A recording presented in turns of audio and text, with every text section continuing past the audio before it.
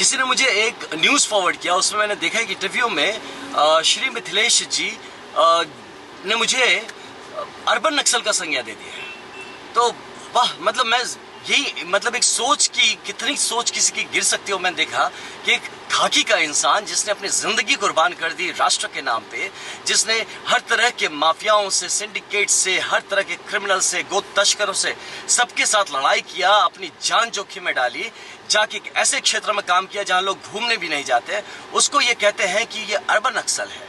तो यानी हर ऐसे खाकी का इंसान, ये हमारा शाहबाद का क्षेत्र, ये फौजियों का क्षेत्र है, ये पुलिस वालों का क्षेत्र है, ये हमारे पैरामिलिट्री के जवानों का क्षेत्र है। हम अपनी जान खतरे में लगा के इस देश के लिए, इस वतन के लिए, ये हिंदुस्तान के लिए लड़ते हैं। और ऐसे लोग जो घटिया सोच रखते हैं, एक दूसरे प्रदेश से आके हमारे क्षेत्र में आके यहाँ जमीन कब्जा करने की कोशिश करते हैं, यहाँ पे अराजकता फैलाने के भाव से आके इस तरह की जमीन के बेटे को ऐसा कह के चले जाइए, सरासर ये गलत ही नहीं, ये बहुत ज्यादा, ये तो इन्होंने जघन्य अपराध किया है। मैं कहता हूं इनको माफी मांगनी चाहिए हर उस खाकी वाले से, हर उस यूनिफॉर्म पहनने वाले से जो अपनी जान देके यहाँ पे लोग अपने बच्चों को भेजते हैं। बॉर्डर पे जाके हम लड़ रहे हैं, हम जाके कहाँ के इंटरनल सिक्योरिटी संभाल रहे हैं, और ऐसे लोग आके कहते हैं कि हम अर्बन नक्सल है। I mean, ये चीज, और इस पे मैं कहता हूँ हमारी पूरी की पूरी यहाँ जमीन को, हमारे क्षेत्र को, ऐसे लोगों को निकाल के उखाड़ के फेंक देना चाहिए। यहाँ पे इनका घुसना बैन हो जाना चाहिए, ऐसे लोगों पे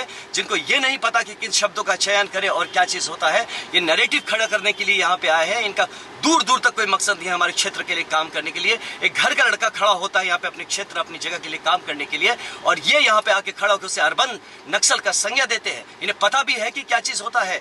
हम जैसे लोग जो कि बचपन से ही संघ के साथ जुड़े हुए, शाखाओं के साथ जुड़े हुए एक बाल स्वयं सेवक को ये कहते हैं अर्बन नक्सल, क्योंकि इनके पॉलिटिकल इंटरेस्ट को मैं हर्ट कर रहा हूं, क्योंकि इनकी जो कमजोरियां हैं वो उभर के आ जा रही है मेरे यहाँ पे रहने से।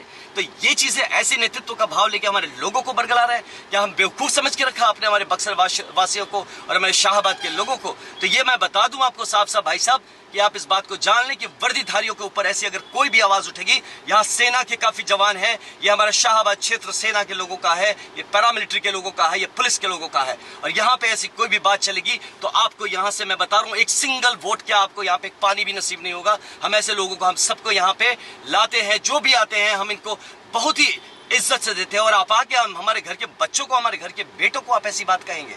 शर्म आनी चाहिए आपको ऐसी संज्ञा देते वक्त। और कि हम जैसे लोगों को जो कि अपने धर्म के लिए जीते हैं, अपने धर्म के लिए मरते हैं, और क्या चीज कमी, आप कितने बड़े यहाँ पे आप पाखंड करके आ रहे हैं यहाँ पे, और आप स्वरूप लेके चल रहे हैं। जनेऊ मैं पहनता हूँ, जनेऊ का क्या नियम होता है, क्या कानून, आपको क्या पता है? आप आके देखिए हमारे जीवन में कितना डिसिप्लिन से हम लोग रहते हैं और किस तरह से जीवन जीते हैं। हम जानते हैं कि हमारी भूमि जो है ये विश्वामित्र जी की भूमि है, ऋषि भूमि है, ये सिद्धाश्रम है, और यहाँ पे आके आप ये ओछे 400 BC का जो काम, जिसके FIRs लगवा के आपने अपने ऊपर रखे हैं, वो यहाँ के थोपने पे आप लगे हुए हैं हमारे लोगों के ऊपर। तो ये चीज आपका नहीं चलेगा। मैं अपील करता हूँ अपने सारे लोगों पे, कि सारे हमारे बक्सर के लोगों के लिए मैं अपील करता हूँ कि ऐसे लोगों का बॉयकॉट होना चाहिए, इनको सामूहिक माफी मांगनी चाहिए कि ऐसा शब्द इन्होंने यूज किया, मजाक समझ के आपने रखा है अर्बन नक्सल। मैं खुद लड़ा हूं ऐसे अर्बन नक्सलों से और नक्सलों से और हर तरह के इस तरह से मिलिटेंट से, और आप बात करते हैं यहाँ पे हम जिंदा खड़े हैं अपनी मेहनत के दम पे और अपने धर्म की लड़ाई के दम पे, और आप आके हमको कहते हैं अर्बन नक्सल है।